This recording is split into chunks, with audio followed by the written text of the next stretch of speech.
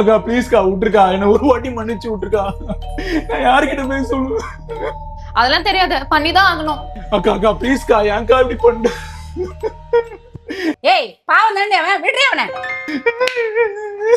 ப்ளீஸ்க்கா. அக்கா அண்ணா பாவம் தானக்கா, விடுங்கக்கா அவரை. என்ன சொன்னாலும் கேக்குறக்கா, என்ன இதை மட்டும் செய்ய சொல்லாதக்கா ப்ளீஸ்க்கா. இந்தா புடி, சாப்பிட்டுதான் ஆகணும். சாப்பிடு சாப்பிடு. என்ன பாக்குற, சாப்பிடு.